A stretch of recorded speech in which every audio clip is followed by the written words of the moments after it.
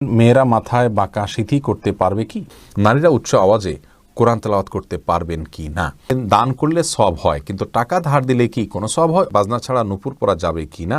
নামাজের ছোট সূরা আগে এবং বড় সূরা পরে পড়া যাবে কি না? স্বপ্নে সহবাস করতে দেখলে গুনাহ হবে কিনা? একা নামাজে একামত দেওয়া জরুরি কিনা? রুকু করার সময় কাপড় টাকনুর উপরে উঠে গেলে নামাজ হবে কি? নামাজের নিয়ত কিভাবে করব? নামাজে তেলাওয়াতে ভুল হলে কি সেজদা দিতে হবে? মাগরিবের সময় ঘুমিয়ে বা শুয়ে থাকা বা খাওয়ার বিধান সম্পর্কে জানতে চাই।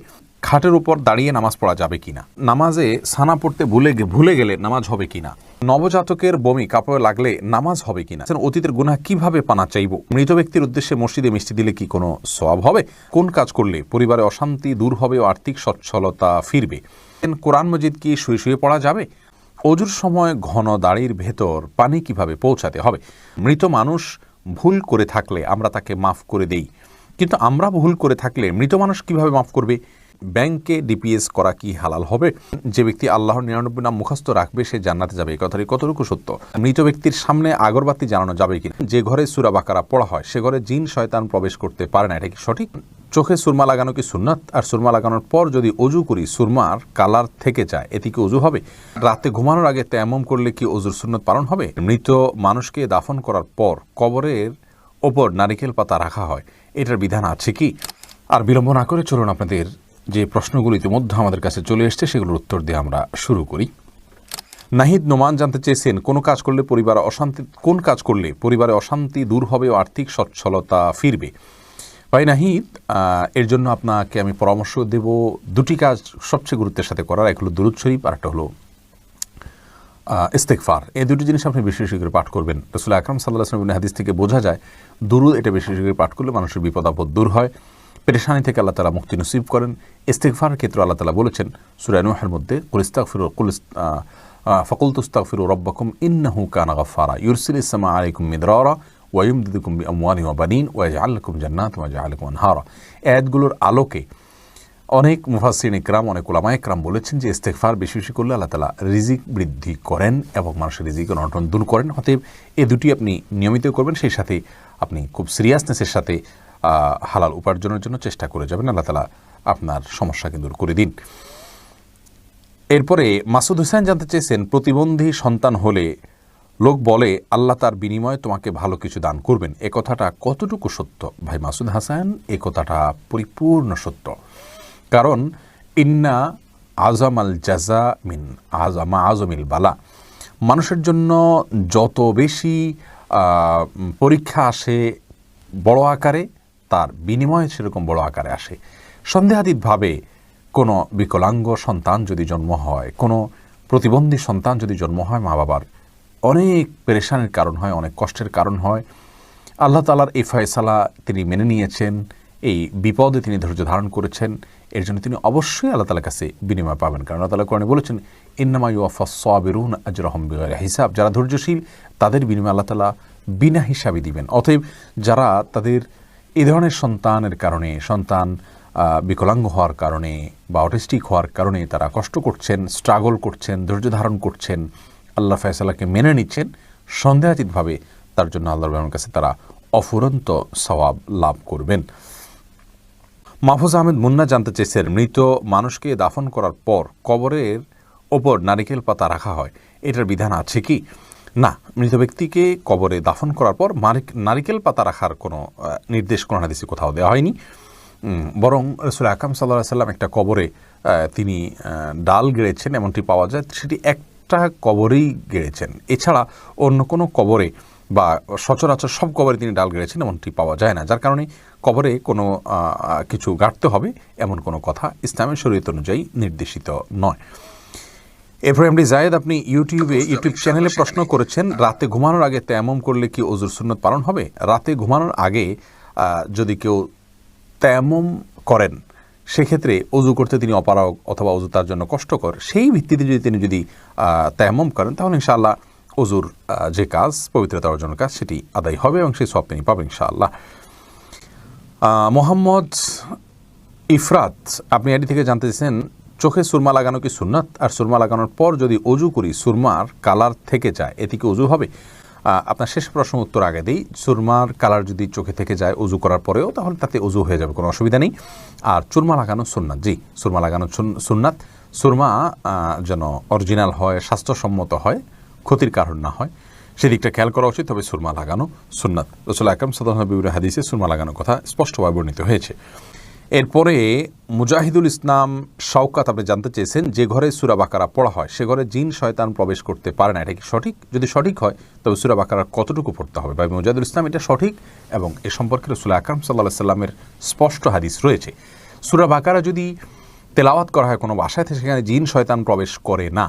এক্ষেত্রে কতটুকু তেলাওয়াত করবেন? এর উত্তর হলো যে আপনি তেলাওয়াত করতে থাকবেন শুরু থেকে শেষ পর্যন্ত, কোনো লিমিটেশন নাই যে এত আয়াত পড়বেন। যত বেশি পড়বেন, বারবার পড়তে থাকবেন। নিজে পড়তে না পারলে তেলাওয়াত, রেকর্ডকৃত তেলাওয়াত চালু করে রাখবেন। যদি অনেক উলামা একরাম সেটিকে যথেষ্ট নয় বলেছেন, কিন্তু আমরা দেখেছি রেকর্ডকৃত তেলাওয়াত চালু করে রাখলেও বাসা বাড়িতে জিনের উপদ্রব কমে যায়, মানুষ অনেকটা সুরক্ষিত হয়ে যায় আলহামদুলিল্লাহ।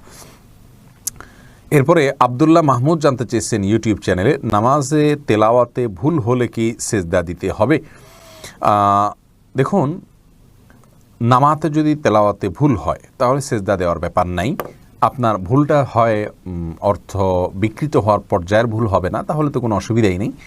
আর যদি অর্থ বিকৃত হওয়ার মতো ভুল হয়, সেই ক্ষেত্রে আপনি 3 আয়াত বা যতটুকু না পড়লে নয় এতটুকু পড়ে ফেলেছেন, তারপরে যদি ভুল হয় তাহলে ইনশাআল্লাহ সেখানে আপনার সালাত হয়ে যাবে।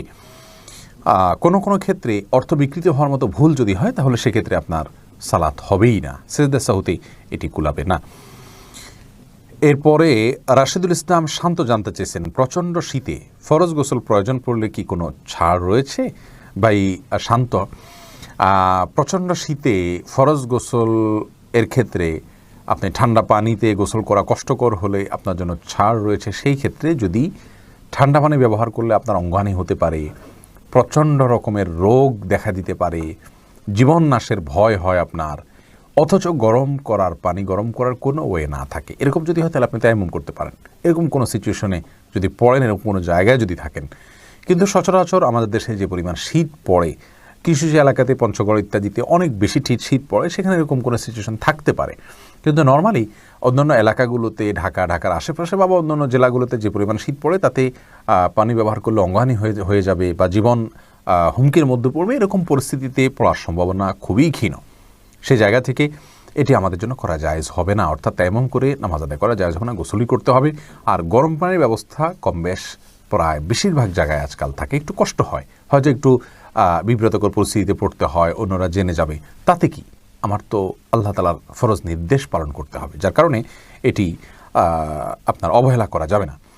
নুসরাত জাহান ইমু আপনি জানতে চেয়েছেন, মৃত ব্যক্তির সামনে আগরবাতি জ্বালানো যাবে কিনা? দেখুন, আগরবাতি মূলত জ্বালানোর নির্দেশ হলো সুঘ্রাণের জন্য। অতএব মৃত ব্যক্তিকে রেখেছেন, তার দেহ থেকে কোনো দুর্গন্ধ আসতে পারে, সেই জায়গা থেকে আপনি কোনো সুঘ্রাণ যুক্ত কোনো কিছু ব্যবহার করতেই পারেন, আগরবাতি জ্বালাতেই পারেন।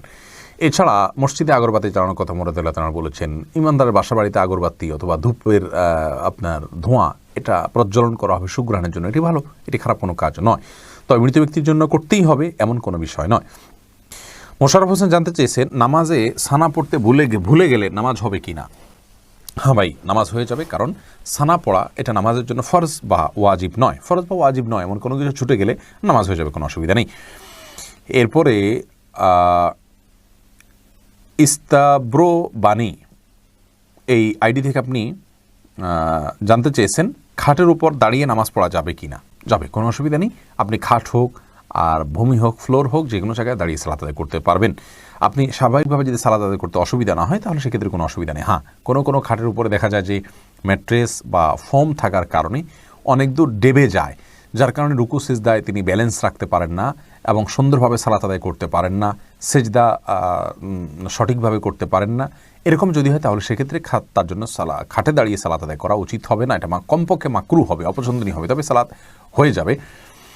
যেহেতু সালাত স্বাভাবিকভাবে করতে তার অসুবিধা হয়, শরীরে ব্যালেন্স ঠিক রাখতে পারে না, রুকু সিজদা যথাযথভাবে করতে অসুবিধা হয় এবং মনোযোগও ব্যাঘাত সৃষ্টি হয়, যার কারণে এরকম জায়গায় সালাত করা উচিত নয়। আর যদি এতটা নরম না হয় তাহলে সেক্ষেত্রে সাধারণ খাটে বা চকিতে সালাত আদায় করতে কোনো অসুবিধা নেই। আয়েশা আহমেদ আপনি ইউটিউব চ্যানেলে প্রশ্ন করেছেন, বিয়ের ক্ষেত্রে ছেলে বা মেয়ের ছবি দেখা যাবে কি না? দেখুন, ছেলে বা মেয়ের ছবি দেখা যাবে বিয়ের ক্ষেত্রে শর্ত সাপেক্ষে, আর সে শর্ত হলো ছেলে মেয়ের ছবি দেখবে, তার কোনো বাবা অভিভাবক বা অন্য কাউকে দেখাবে না এবং দেখার পর এটি মুছে ফেলবে নিজের কাছ থেকে। এবং মেয়েও ছেলের ছবি দেখবেন এবং সেটি ফিতনায় পতিত হয়, ছবি দেখে বাজে চিন্তা হয় বিবাহ ছাড়া আগ পর্যন্ত, সেই সুযোগ যেন না থাকে সেজন্য এটি রিমুভ করে ফেলবেন। এই শর্ত সাপেক্ষে এটি দেখা জায়েজ রয়েছে সম্পূর্ণ বিয়ের নিয়ত যখন পাকাপাকি হয়ে যাবে তখন। আর আজকাল যেমন হয়, আল্লাহ মাফ করুক, তথাকথিত অবৈধ প্রেমের ক্ষেত্রে অনেকে বলে যে আমার বিয়ের নিয়ত আছে সেজন্য আমি দেখছি, আপনি দেখেই যাবেন, এ অধিকার আপনাকে দেওয়া হয়নি। আপনি এক নজর দেখতে পারেন শুধুমাত্র জানার জন্য, বাস এটুকু। এরপরে আপনি সেটার কন্টিনিউ করতে পারবেন না। এই শাহাদাত হোসেন সবুজ আপনি জানতে চেয়েছেন স্ত্রীকে গর্ভবতী অবস্থায় সহবাস করা যাবে কি না। জি, স্ত্রী গর্ভবতী থাকলে সে অবস্থায় সহবাস করাতে কোনো নিষেধাজ্ঞা নেই। সন্তা ইসলাম জানতে চেয়েছেন যে ব্যক্তি আল্লাহর 99 নাম মুখস্থ রাখবে সে জান্নাতে যাবে, এই কথাটি কতটুকু সত্য। বোন সন্তা এই সম্পর্কে হাদিসে একটি কথা রয়েছে, নবী সাল্লাল্লাহু আলাইহি ওয়াসাল্লাম বলেছেন ইন্না লিল্লাহি তাসআইনা ইসমান, নিশ্চয় আল্লাহ তাআলার 99টি নাম রয়েছে, যেই নামগুলোকে যদি কেউ সংরক্ষণ করেন, এই সংরক্ষণ করার একটা অর্থ হলো মুখস্থ করা, আর একটা অর্থ হলো যে এই সংরক্ষণ করার মানে হলো এগুলোর অর্থ বুঝে আল্লাহ তাআলার এই গুণগুলোকে বিশ্বাসে আনা, যেটি আমাদের ঈমানের জন্য অবিচ্ছেদ্য অংশ, করতেই হবে, সেই বিশ্বাস লালন করা। এভাবে যদি কেউ সংরক্ষণ করেন সার্বিকভাবে তিনি জান্নাতে যাবেন, এরকম একটি হাদিস রয়েছে। এরপরে সজল শেখ আইডি থেকে আপনি জানতে চাচ্ছেন ব্যাংকে ডিপিএস করা কি হালাল হবে। শুধু ব্যাংকগুলোতে ডিপিএস করা হারাম হবে, যেহেতু সেখানে আপনাকে সুদ দেওয়া হবে, সুদভিত্তিক লেনদেনের চুক্তি আপনার সাথে হয়ে যাবে সেজন্য। আর ইসলামী ব্যাংকগুলো যদি হয় তাহলে সেক্ষেত্রে বেশ কিছুটা ছাড় রয়েছে এবং সেটি কিছুটা কোনো ক্ষেত্রে এটি সন্দেহের মধ্যে পড়বে, শুবহাতের মধ্যে পড়বে, বাকি মৌলিকভাবে অন্য কোনো উপায় যদি কারো না থাকে এটি নাজায়েজ বা হারাম সরাসরি হবে না, তবে অ্যাভয়েড করতে পারলে সেটাও ভালো, যেহেতু সংশয় বা সন্দেহ সেখানেও রয়েছে। আশরাফুজ্জামান সিয়াম আপনি জানতে চেয়েছেন মৃত মানুষ ভুল করে থাকলে আমরা তাকে মাফ করে দেই, কিন্তু আমরা ভুল করে থাকলে মৃত মানুষ কিভাবে মাফ করবে। দেখুন, আপনি যদি কারোর প্রতি ভুল করে থাকেন, অন্যায় করে থাকেন, তাহলে তিনি মৃত্যুবরণ করলে তার কাছ থেকে আর মাপ নেওয়ার কোনো সুযোগ নেই। এই জন্যই তো একজন মুসলিম জীবদ্দশায় মানুষের সঙ্গে সকল হিসেব নিকেশ চুকিয়ে রাখবেন। কারোর প্রতি অবিচার করলে, অন্যায় করলে, কারোর হক নষ্ট করলে তার কাছ থেকে ক্ষমা চেয়ে সেটাকে পরিষ্কার করে রাখবেন। এটি একজন মুমিনের জন্য করা উচিত, দেরি করা উচিত নয়। কারণ আমার অধিকার যার কাছে আছে, তিনি যদি, যার অধিকার আমি নষ্ট করেছি, তিনি যদি মৃত্যুবরণ করেন তাহলে সেক্ষেত্রে কিয়ামতের দিন কেউ কাউকে ছাড়বে না। মৃত্যুর পরে আর তাকে সন্তুষ্ট করা কঠিন। তবে হ্যাঁ, এরকম পরিস্থিতিতে আল্লাহ তাআলাকে যদি খুব বেশি সন্তুষ্ট করতে পারেন, আল্লাহ তাআলা কোনো হাদিস থেকে বোঝা যায় যে ওই ব্যক্তির পক্ষ থেকে তার যে পাওনাদার তাকে সন্তুষ্ট করে দিবেন কোনো পুরস্কার দিয়ে, এবং এই ব্যক্তিকে মাপ পাইয়ে দিবেন।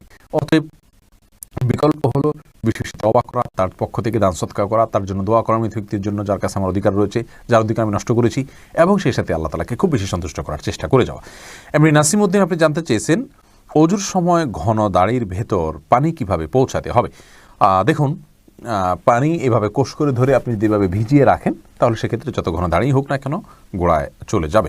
সাইফুল ইসলাম জানতে চেয়েছেন নামাজের প্রথম রাকাতে আউযুবিল্লাহ বিসমিল্লাহ সহ সূরা পাঠ করে প্রথম রাকাত শেষ করলাম, দ্বিতীয় রাকাত কি পুনরায় আউযুবিল্লাহ পাঠ করতে হবে না বিসমিল্লাহ পাঠ করলেই হবে? দেখুন, সূরা ফাতিহা যেহেতু আপনি নতুন করে শুরু করছেন, এই জন্য আপনি আউযুবিল্লাহ পাঠ করবেন এবং এরপরে বিসমিল্লাহ পাঠ করবেন। কারণ ফাইদা কারাতাল কোরআন ফার্স্ট আইযুবিল্লাহি মিনাশ শাইতানির রাজিম, আল্লাহ তাআলা বলেছেন কোরআন যখন পাঠ করবে তখন তুমি আল্লাহ তাআলার কাছে আশ্রয় চাইবে শয়তান থেকে। এই জন্য প্রথম রাকাতে আপনি সূরা ফাতিহা পাঠ করেছেন, এরপরে আপনি রুকু করেছেন, সিজদা করেছেন, তাসবিহ পাঠ করেছেন, অনেকগুলো কাজ করেছেন, আবার নতুন করে আপনি তেলাওয়াত শুরু করছেন, যার কারণে আপনি এখানে আউযুল সূরা দুইটা পাঠ করবেন।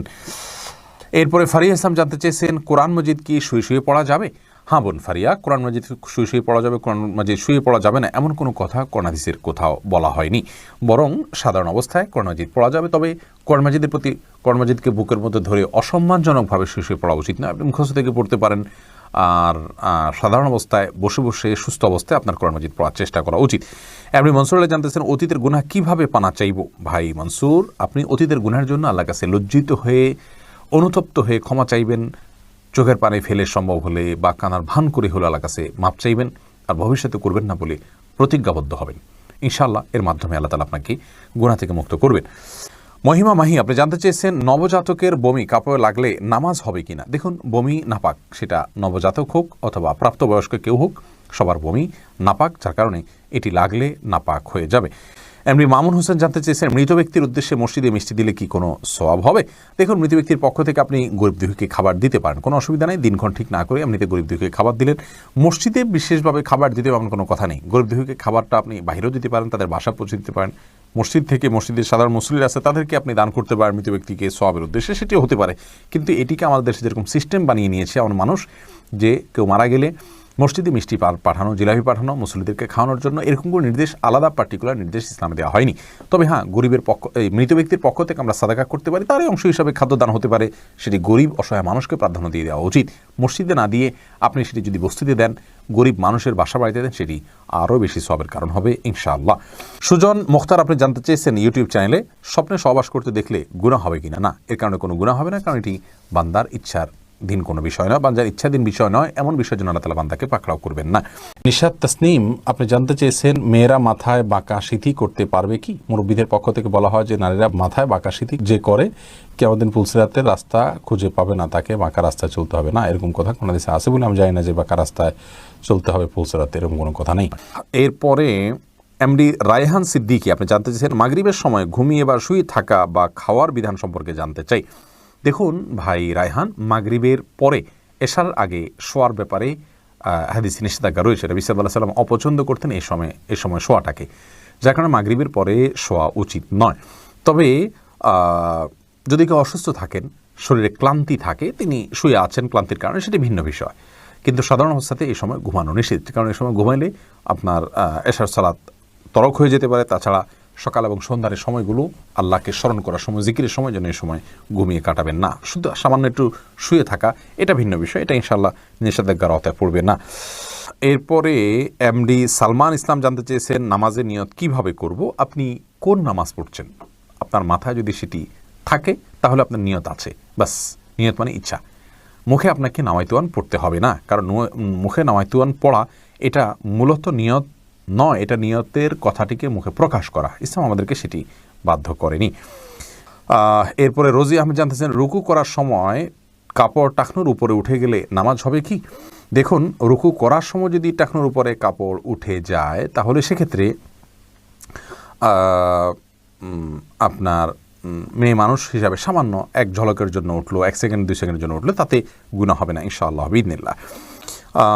এমডি সোহাগ খান জানতেছেন, একা নামাজে একামত দেওয়া জরুরি কিনা? জি ভাই, একা নামাজ পড়লেও আপনি যখন একাকী ফরজ নামাজ আদায় করবেন, একামত দিয়ে নামাজ পড়বেন, এই উদ্দেশ্যে কেউ চাইলে আপনার সঙ্গে এসে যোগ দিতে পারে জামাতে। আমরা কিন্তু এটা অনেকেই জানি না। কেউ যদি নামাজ শুরু করে দেন একা একা, তিনি যদি জোরে জোরে তাকবীর বলেন ইমামতের নিয়তে, পরবর্তীতে কেউ এসে তাকে টাচ করে তার পাশে দাঁড়িয়ে জামাতে শামিল হয়ে যেতে পারে, যে কোনো পর্যায়ে, যে কোনো মাঝামাঝি পর্যায়ে এসেও শামিল হয়ে যেতে পারে। তাহলে সেক্ষেত্রে তারা উভয়ে জামাতে সালাত আদায় করার সওয়াব পেয়ে গেলেন। সুজাত হোসেন জানতে চেয়েছেন, দান করলে সওয়াব হয়, কিন্তু টাকা ধার দিলে কি কোনো সওয়াব হয়? অবশ্যই সওয়াব হয় ভাই সুজাত। কোনো ক্ষেত্রে দানের চাইতে বরং লোন দিলে তার সওয়াবের পরিমাণ অনেক বেশি হয়। অতএব দান করলে যেমন সওয়াব হয়, মানুষকে হাওলাত দিলেও কিন্তু সওয়াব হয়। আজকাল লোন দিলে মানুষ ফেরত দিতে চায় না, নানামুখী সমস্যা হয়, সেজন্য গ্র্যান্ট হিসাবে, বন্ধক হিসাবে কোনো কিছু রেখে দিতে পারেন আপনি। কিন্তু লোন দেয়া অনেক বড় মাপের একটি ইবাদত এবং সওয়াবের কাজ। এমনি বাপ্পি জানতে চেয়েছেন, আমি টয়লেটে থাকা অবস্থায় যদি আজান শুরু হয়, তখন কি আজান উত্তর দিতে পারি? না ভাই, আপনি অপেক্ষা করবেন, বের হয়ে আজান উত্তর দিয়ে দিবেন। আফরিন সুলতান জান্নাত আপনি জানতে চেয়েছেন, বাজনা ছাড়া নূপুর পরা যাবে কি না? জীবন আপনি নূপুর পড়তে পারেন, যদি সেটাতে বাজনা না থাকে এবং বাহিরে আপনি যখন পড়ে যাবেন সেটা আপনার পায়ে থাকতে পারে, কোনো অসুবিধা নেই। সাহাবা ইকরামের মধ্যে থেকে অনেকে নূপুর পড়েছেন, অনেক মহিলা সাহাবীরা নূপুর পড়েছেন, এরকমটি হাদিস দ্বারা স্পষ্টভাবে আমরা জানতে পারি। এরপরে ভাই এমডি আবদুল্লাহ জানতে চেয়েছেন, নারীরা উচ্চ আওয়াজে কোরআন তেলাওয়াত করতে পারবেন কি না? ভাই আবদুল্লাহ, নারীরা উচ্চ আওয়াজে কোরআন তেলাওয়াত করতে পারবেন, তবে সেটি পরপুরুষের কান পর্যন্ত যেন না পৌঁছে, সে ব্যাপারে চেষ্টা করতে হবে। নিজের বাসায় করতে পারেন, নিজের ঠিকানায় করতে পারেন। নিজের ঠিকানায় যদি, বাসায় যদি দেবর থাকেন, অন্য কেউ থাকেন, তাহলে তাদের কান পর্যন্ত যেন আওয়াজটি না যায়, সে ব্যাপারে তাকে সচেতন থাকতে হবে। কারণ কোরআন তেলাওয়াতের ক্ষেত্রে কণ্ঠের মধ্যে কোমলতা সৃষ্টি করতে হয়, সৌন্দর্য সৃষ্টি করে তেলাওয়াত করা হলো তেলাওয়াতের আদব। আর সে আদব রক্ষা করতে গিয়ে যেন তিনি কোমল কণ্ঠে, সুন্দর কণ্ঠে পড়তে যাবেন, সেটি পরপুরুষের মনের মধ্যে বাজে চিন্তা আসার কারণ হতে পারে। সেই জায়গা থেকে তিনি জোরে পড়বেন, যদি একাকী থাকেন বা কেউ না শুনে। আর যদি কেউ শোনার মতো থাকে, তাহলে তার কান পর্যন্ত যেন না যায়, সেভাবে তিনি তেলাওয়াত করবেন ইনশাআল্লাহ তাআলা। মহিবুর রহমান প্রান্ত, আপনি জানতে চেয়েছেন নামাজের ছোট সূরা আগে এবং বড় সূরা পরে পড়া যাবে কি না। ভাই মহিবুর রহমান প্রান্ত, এভাবে নামাজ পড়লে নামাজ হয়ে যাবে। যেমন সূরায়ে ফাতিহা পাঠ করার পর আপনি সূরায়ে কাউসার পাঠ করলেন, এরপরে সূরায় আপনি ফালাক পাঠ করলেন, অথবা শুরুতে আপনি সূরায়ে ইখলাস পাঠ করলেন, এরপরে সূরায়ে ওয়াইলুল লিকুল্লি পড়লেন। তাহলে সেক্ষেত্রে প্রথম রাকাতে ছোট সূরা, বড় রাকাতে বড় সূরা পড়লেন। এভাবে নামাজ পড়লে নামাজ হয়ে যাবে, টেনশনের কোনো কারণ নেই। তবে এইভাবে নামাজ পড়লে নামাজটা সুন্দর হলো না, এটা যথার্থ হলো না, সুন্নাহসম্মত উপায় হলো না। সুন্নাহ হলো প্রথম রাকাত অপেক্ষা দ্বিতীয় রাকাত একটু ছোট হবে, এবং এভাবে আপনার এই পদ্ধতিতে আমাদেরকে সালাত আদায় করতে হবে। এটা হলো সুন্নাহ। এটার ব্যত্যয় করলে নামাজ হয়ে যাবে, বাট ইচ্ছাকৃতভাবে এরকম ব্যত্যয় করা উচিত নয়। রাসূল করিম সাল্লাল্লাহু আলাইহি ওয়াসাল্লাম বিভিন্ন হাদিস থেকে দ্বারা বর্ণিত হয়েছে যে তিনি সালাতের প্রথম রাকাতের কেরাত যতটুকু দীর্ঘ করতেন, তৃতীয় রাকাতের কেরাতকে তার চাইতে একটু কম দীর্ঘ করতেন। অতএব সেটা মেনে আমাদের সালাত আদায় করতে পারলে ভালো এবং সুন্নাহসম্মত হবে ইনশাআল্লাহ বিইذনিল্লাহ। আমরা নিশ্চয়ই চাইব আমাদের সালাতটা সুন্দর হোক। আল্লাহ তাআলা কোরআনে বলেছেন সালাতকে কায়েম করতে।